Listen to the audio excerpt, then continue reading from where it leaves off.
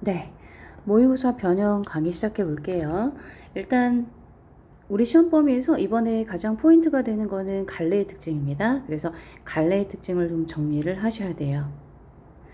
자, 앞에서 설명했던 거 다시 한번 중요한 부분들만 짚어서 이야기하겠습니다. 서정갈래, 그 다음에 서사갈래, 극갈래, 그리고 교술갈래가 있습니다. 여러가지 특징이 있지만 서정갈래는 딱 집어서 이야기하면 짧잖아요. 다른 갈래에 비해서 압축적이고 그 다음에 운율이 느껴진다. 리듬감, 그러니까 이 리듬감을 위해서는 반복되는 요소들이 많습니다. 서사와 극은 둘 다 갈등을 중심으로 전개되는 갈래인데, 서사 같은 경우는 이 갈등을 서술자가 독자들에게 이야기해 줍니다. 그런데 극 같은 경우는 서술자가 없어요.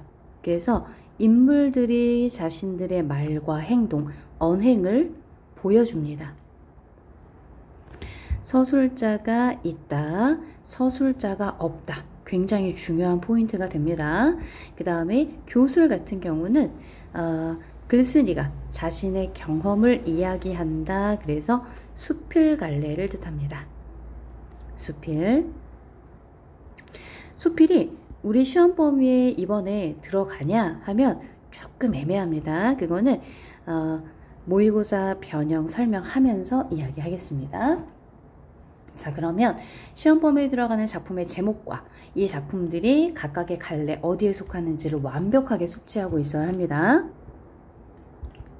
작품으로 들어가 볼게요. 자, 작품의 제목, 시험 범위에 들어가는 거 강호 사시가, 이거는 고전 시가입니다.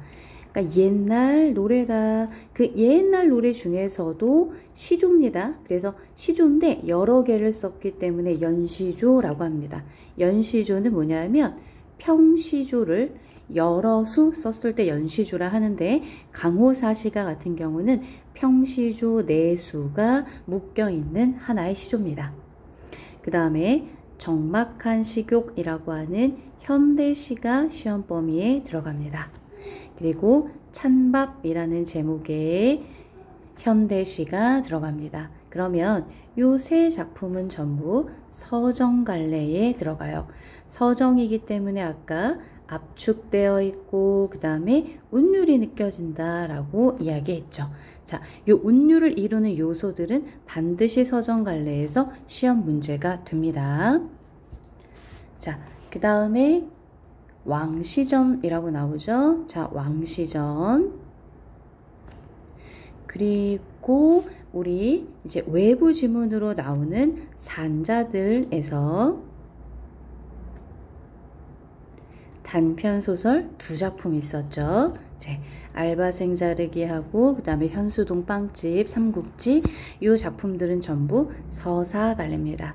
그러니까 서사는 갈등의 중심이고 그 다음에 서술자가 이야기를 들려준다. 그러므로 시점, 그리고 서술자가 누구냐, 이게 굉장히 중요한 문제가 됩니다. 그런데 왕시전 같은 경우는 고전소설이기 때문에 고전소설에서 서술자는 대부분 그냥 전지적 작가 시점입니다.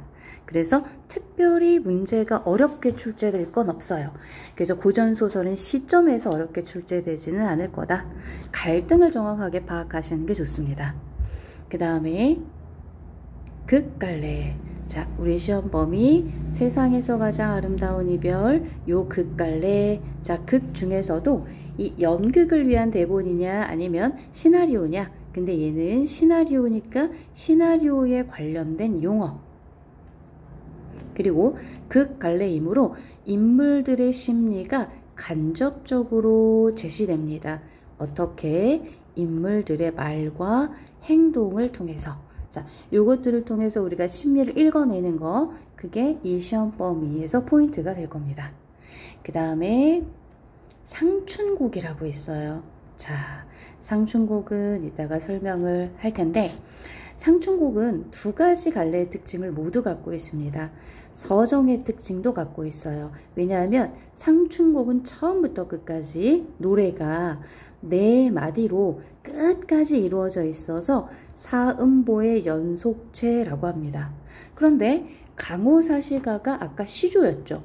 시조도 사음보 네 마디로 이루어져 있습니다.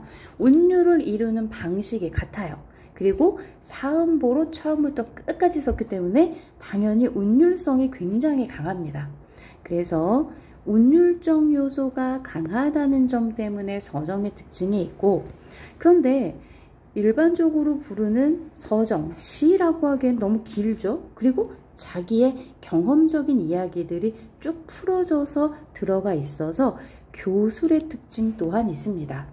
얘는 글쓴이가 작품 속에 등장하는 나이면서 자신의 어떤 경험적인 요소들을 반영하기 때문에 교술적인 특징도 갖고 있다, 이렇게 이야기합니다. 자, 그러면 이제 작품 하나하나로 들어가 보겠습니다. 자, 고전소설 왕시전입니다. 앞부분 줄거리 가볼게요. 고전소설에서는 일단 맨 처음에 파악해야 되는 게 인물 관계입니다. 왕언의 딸 왕시. 자, 지금 왕언의 딸 왕시, 왕언이라는 인물의 딸 왕시가 홍관 땅에 지명이겠네요. 김유령을 만나 혼인을 했습니다. 자, 소설에서는 디테일한 줄거리, 그 다음에 인물관계 다 중요합니다. 왕시와 김유령은 혼인을 한 겁니다. 약혼을 했다, 사랑을 했다 아니에요. 나라의 늙은 신하에 의해서 이별하게 됩니다. 자, 신하라고 얘기해서 관리겠죠. 자, 이런 모티프를 뭐라고 하냐면 나라의 관리가 빼앗습니다. 민가의 여자를, 그래서 관탈민녀 모티프라고 합니다. 그러니까 옛날에 관리들의 권력이 막강했을 때 민가의 아름다운 여성들을 취하거나 자신의 멋대로 하려고 하는 그런 것들이 많이 있었다. 김유령이 무릎을 꿇고 대답했습니다. 제 나이가 20살이 되었을 때 아내를 얻었는데 나라의 노신하가 궁녀로 들이니 늘 서러워하고 지내고 있습니다. 요 얘기인가 보네요. 세상 일도 잊은 채 다만 아내의 소식이나 한번 듣고 싶어 그것만을 희망하고 살고 있었습니다. 그런데 어느 날 꿈에 선 할아버지께서 이르시기를, 자, 할아버지가 꿈에 나타나서 어찌 화산도사를 찾아보지 않는가?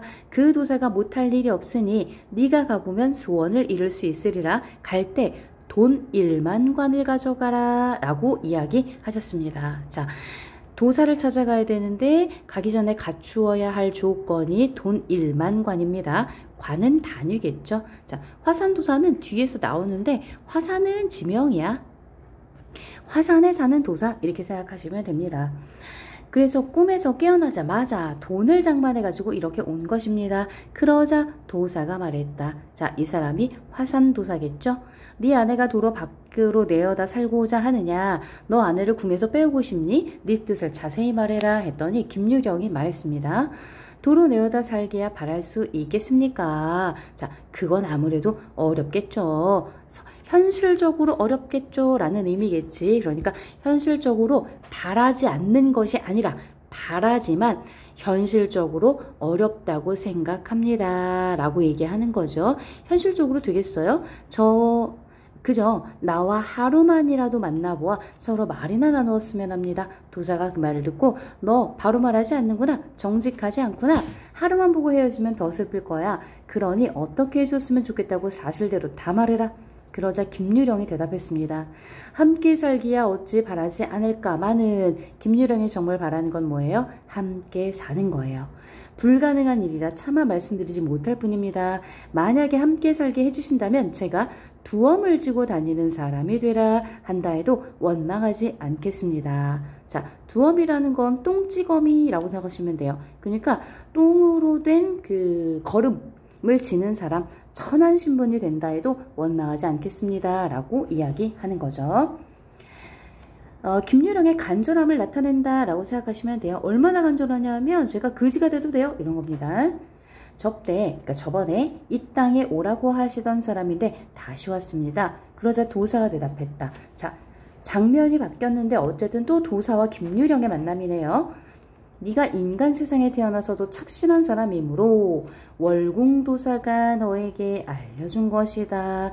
그래서 그대의 일이 이루어지도록 정으로 가르침으로써 그대가 선간에서 저지른 일이 잘못되었다 해도 인간 세상에서 1년만 좋은 일을 하면 선간에서 전에 지은 죄를 없애주려고 그대 말을 들으려 했더니 무엇 때문에 짐승을 살게 하였단 말이냐.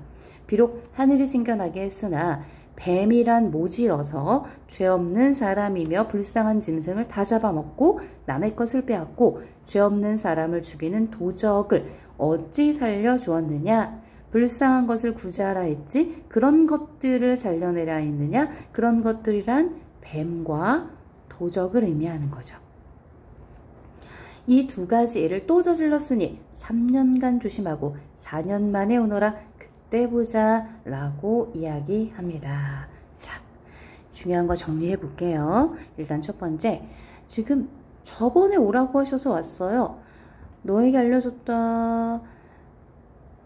인간 세상에서 1년만 좋은 일을 하면 없애주려 했는데 너 그 사이에 뱀이랑 도둑을 살려주면 어떡하니? 너 3년 동안 또 조심하고 4년 만에 다시 와. 자, 이렇게 이야기했어요. 내용을 정리해 볼게요. 이 필기 공간이 조금 애매한데 저는 이걸 좀 확대하겠습니다. 여러분들은 뭐 포스트잇을 좀 활용하시면 좋을 것 같아요. 자, 이런 내용입니다. 무슨 내용이냐면 이 소설에서 중요한 모티프 중에 하나가 세계를 천상계와 지상계로 나누어서 인식하는 겁니다. 여기 보면 지금 선간에서 저지른 죄, 선간에서 월궁도사 이런 말 나오죠. 자, 선간이라고 하는 건 천상계를 뜻합니다. 그리고 월궁도사, 달에 사는 달의 신선 이런 의미거든요. 천상계의 사람입니다. 지상계는 인간 세상이에요. 자, 이렇게 세계가 천상계와 지상계로 이루어져 있다라고 생각하는 걸 이원적 세계관이라고 합니다.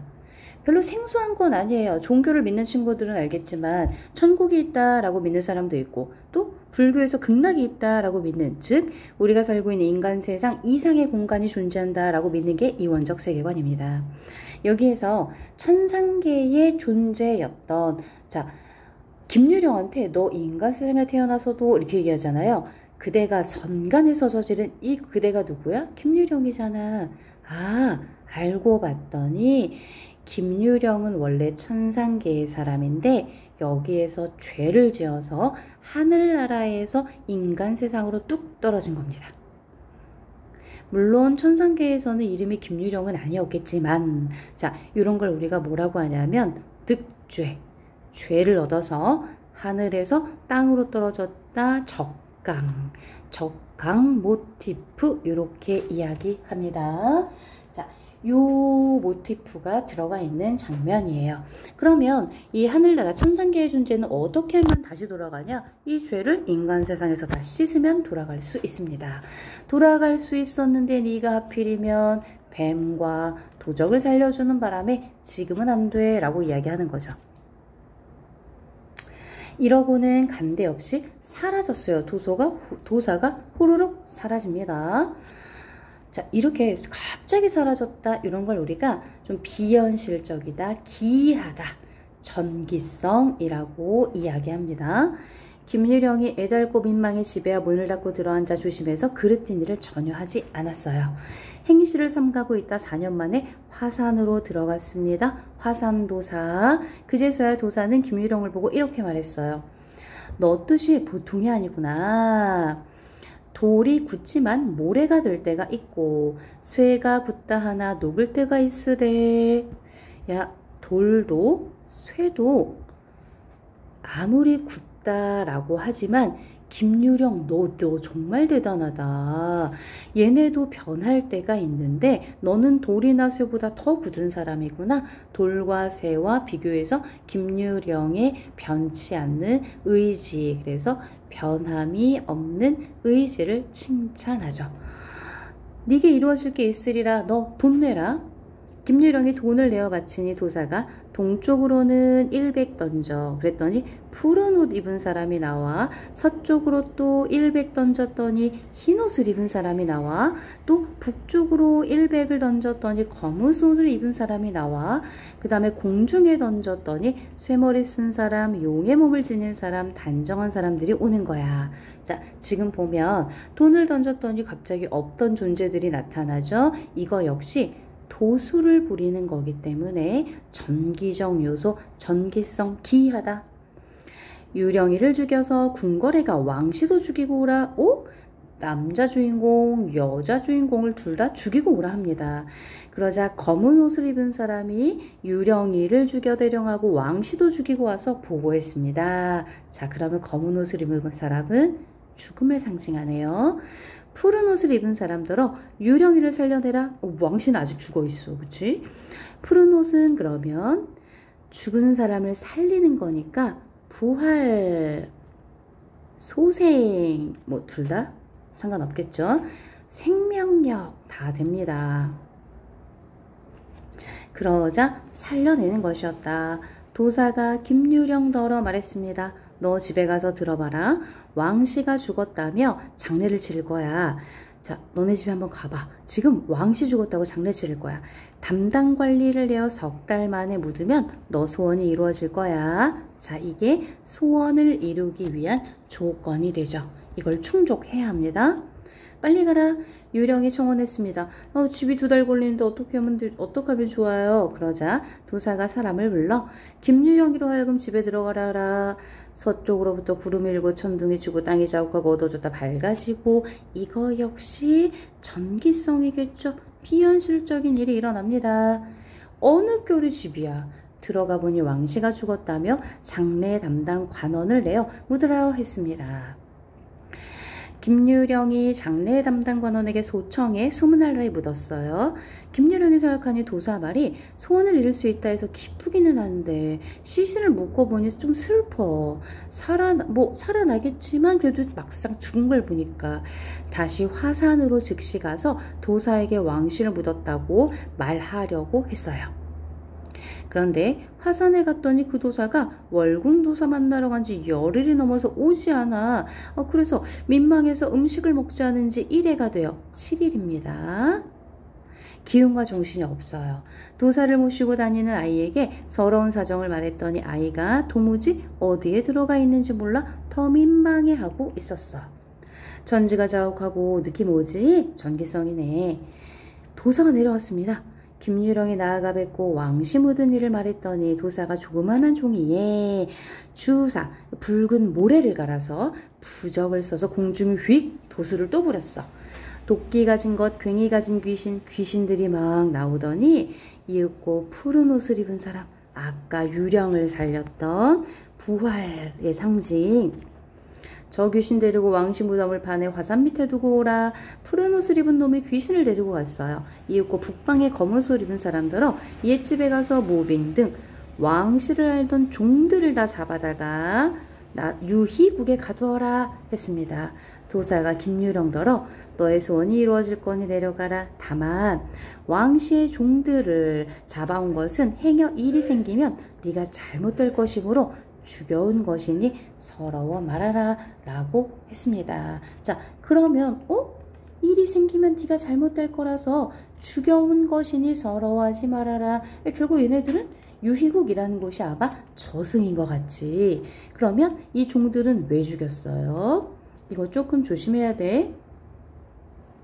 왕씨의 죽음을 숨기기 위해서 죽인 건가? 아니지. 왕씨는 죽은 존재여야 해. 그래야 이 유령이 왕씨와 계속 함께 할 수 있어. 즉 종들을 죽인 이유는 이 종들은 왕씨가 죽었다고 알고 있잖아요. 왕씨의 부활을 숨기려는 목적이죠. 네, 일단 작품 설명 여기서 끊겠습니다.